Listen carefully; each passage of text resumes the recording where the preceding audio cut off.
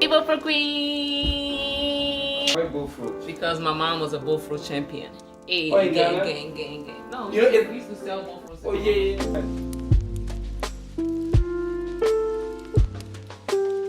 Hey, Bofrots! How are you guys doing? Welcome back to our channel. We hope you guys are doing good.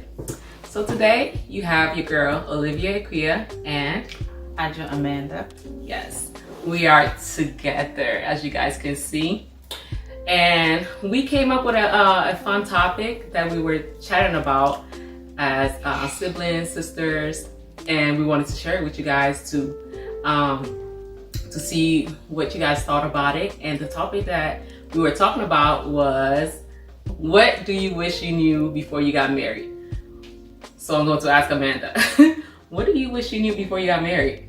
One of the first things I would say is how to cohabitate with a guy, because coming from a family of all girls, you know, you can just walk around the house, you know, barely anything, and nobody really will care. And just, you know, basically getting comfortable with, you know, the opposite sex. Okay. Yeah, and just adjusting yourself to see the other side, what most males do. You know, we didn't have a brother in our household, so we didn't get to experience some jokes, you know, some weird things that guys do, you know, how they, you know, they are around the house or leaving their socks somewhere, their jacket, or, you know, anything that they grab, and basically just getting adjusted to that.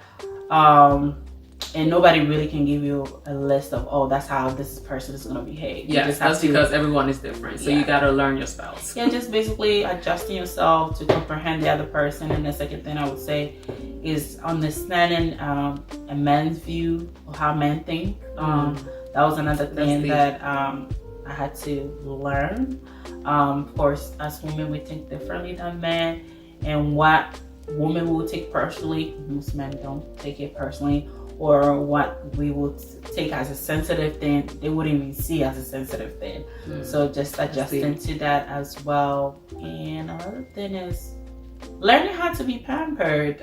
Maybe because I came from a family of all girls. Now, I mean, apart from my father, you know, doing things for us, never really had the bloodily or the masculine or the male thing where, figuring the house. you know, you're used to doing your own oil change, or, you know, all those handy things. We're used to doing it ourselves, or our father doing it for us, and just adjusting to that.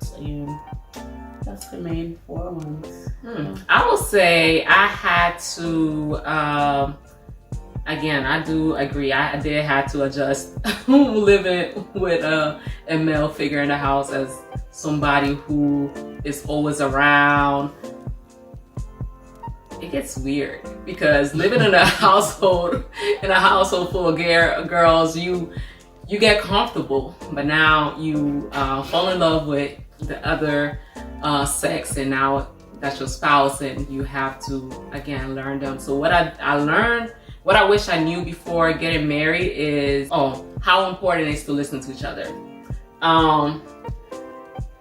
When I was living with my sisters, I do have a listening problem, if I so myself. So what I wish I knew before getting married is how important it is to listen to each other.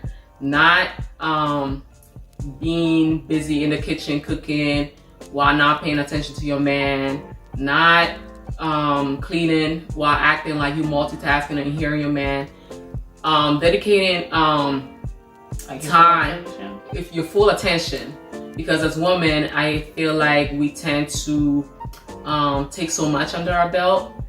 So when your man comes from work, you ask him, oh, how are you doing? But maybe you might be cooking, maybe you might be attending to a child. You think you're listening, but then again, your husband asks you something and you Probably just forgot. So I just asked. yes, that your new family should be your priority. As living with a big family, I guess I didn't know how before. I wish I knew that before I got married, that I should prioritize my husband. He should be a priority, although you come from a family with your mom, your husband, your siblings, you tend to push all your attention to either your phone calls, texts.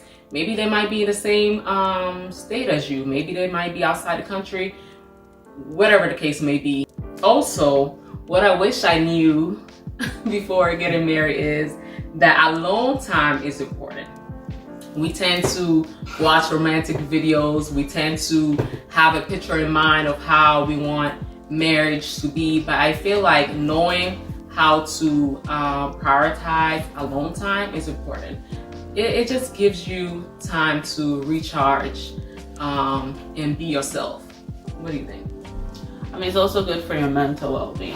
You know, we have so many hats in the marriage, you know, as a wife, as a co-worker, as a friend, also as a mother, you know, so just knowing where, you know, out of your busy schedule, how to prioritize having that alone time to recap, you know, just for your well-being and also for your mental well-being, and just not losing yourself in all these roles that you have to play in your marriage as well as just having that me time, you know, just to continue to be who you are, so you don't lose your identity. That's one thing that I was gonna say. A lot of women, once they get married, they lose the identity of who they are, or who they were before getting into the marriage. So actually not losing who you actually are, you know, your personality, to show in your marriage, whether you're newly in the marriage or you're 5 years in the marriage or 10 years, you should still be seen as the woman that your husband married, or the friend or the best friend that he saw in you, or, you know, just being you, your unique self. So not losing yourself and doing so much in the house, and having that me time is very good for your well-being and for your mental well-being, and just it helps big time. I mean, I have always, at least I try to devote at least always 2 hours for myself. And, you know, just to watch something that you used to like to watch when you were, you know, a bachelor, or I like to watch old sitcoms that they don't show on TV, just to go down my childhood, just relive it. And when I'm in my moment, my husband just gives me that time. One time I came across, I think, a cartoon that I used to watch when I was like 12. And I was so addicted to it, where as soon as I get off work and take care of them, I'll just go in the couch and sit and watch it for like an hour or two. And you could see how passionate I was into it, because it's like they would be walking around, they would be making about my full attention was on that. It brightened up my soul. It brought so much joy and memories. So I was just so tuned into it. And I went to sleep very happy. So just having those moments to yourself kind of revive yourself. You know, it definitely recharges. It helps. So whether you were a person who watched movies prior to getting married, just finding, or even going outside, to just go to the store, just look around, get some fresh air, go for a walk, and I like to just do window shopping. Sometimes I would just take the car, go to the park, just sit in front of nature, sit down at the park, soak all the air in, enjoy nature, just in a quiet, peaceful way. It helps, you know. It does. So if you see me looking down, I did write down some notes so I won't forget, and that was one of them. Yes, I do have a short memory. So I agree. So again, alone time is important. Prioritize setting time aside to have alone time in your marriage. I wish that's something I had to learn. So I wish somebody told me, or I knew before getting married, that, you know, you don't have to lose yourself in a marriage. Be this bubbly girl you are, be you, but also be a spouse. That goes back to what I was saying. Don't lose yourself. Don't lose yourself. Or your identity of who you are. Yes. So the next point that I wrote down, and I think that's going to be my last. I have two. So it's important to study your spouse.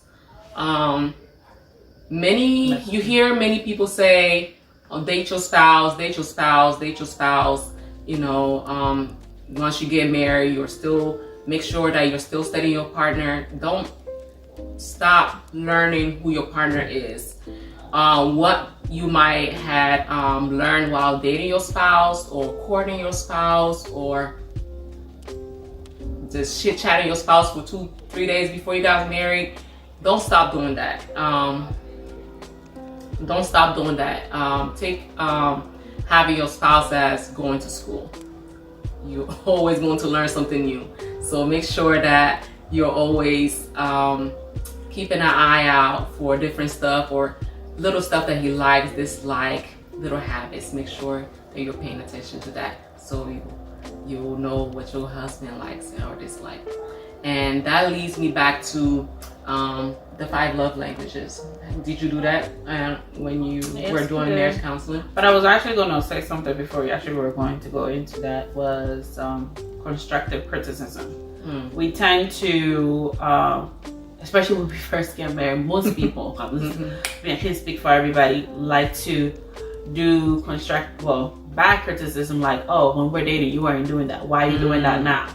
You know, or why did you forget to do this? You know, as they said, and most elderly people say that, you know, most men are like, you know, kids or behave like kids.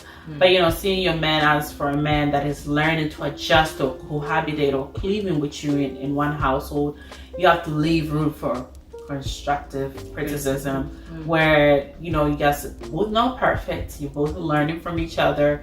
And I wish I would have knew that giving constructive criticism, meaning it's not criticizing everything that you see that is wrong with your partner or you see wrong in your marriage, more looking at the bright side of, oh, how can I make this better? How can I make this work for both of us? How can I learn to, you know, not do these things that he's saying that, you know, is bagging him or that is bagging me? Just coming to a mutual understanding where it can work, you know, finding ways to make it work for both of you. So that's a good one. That's a good one. I will end with the 5 love languages. I remember doing them in our marriage counseling before we got married, and I honestly I had to revisit them because I feel like marriage counseling, sometimes you write stuff down,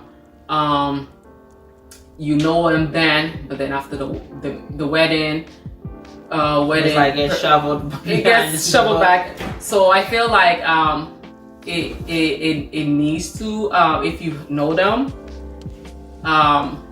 tend to revisit them.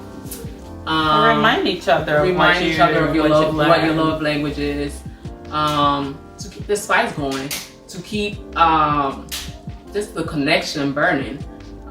Some people, as Amanda said, some people just have higher expectations. Oh, if you haven't read the 5 love languages, please do. I feel like it's a great book before you get married, or even if you're dating someone. I feel like it's a great book to read for couples and towards marriage, or prior to before marriage. Yeah. Oh, okay. So yeah. So if you have done the 5 love languages and are about to get married or in marriage, make sure you revisit them. Those are tools that you need to have at your fingertips. So whenever you are nagging your man, or whenever he's doing something that you feel like, I thought you knew better than that, revisit them, talk about it, and that should be a great tool to have a successful marriage. So to end this video, these are not to have a successful, to help your marriage. To help your marriage, yes. So these are just some insights or some experiences we had that we wanted to share with you guys of what we wish we knew before we got married. Hope you guys enjoy. Yes. Till next time. Love you.